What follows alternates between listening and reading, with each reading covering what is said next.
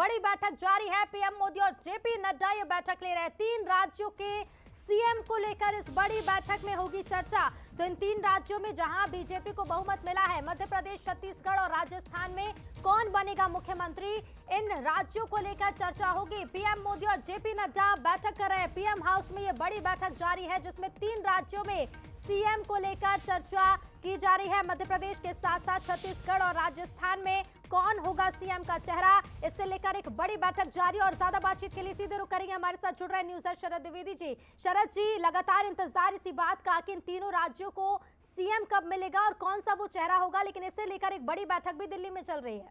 देखिए, बहुत जरूरी है क्योंकि ये मसला जितना थोड़ा सा अगर विलंबित होता है तो राज्यों में जो आकांक्षी नेता हैं, जिनको हम कह सकते हैं कि जिनके मन में ये भाव है कि वो भी एक प्रमुख चेहरा हो सकते हैं, तो उनके मन में कहीं ना कहीं व्यग्रता बढ़ती है। और व्यग्रता बढ़ने से कई बार चीजें, बीजेपी एक अनुशासित पार्टी है, कार्डर बेस पार्टी है, लेकिन वहां भी ये चीजें जल्दी से जल्दी, जितनी जल्दी ये निर्णय होता है उतना मैसेज भी बाहर बहुत अच्छा जाता है with in the party and outside the party, कि आपने बहुत जल्दी फैसला करके चीजों को आगे बढ़ा दिया।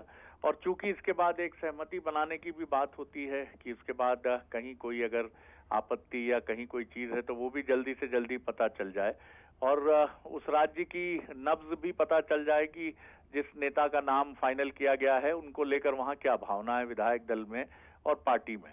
इसलिए मुझे लगता है कि ये बहुत टॉप प्रायोरिटी में इस बैठक को देखा जाना चाहिए।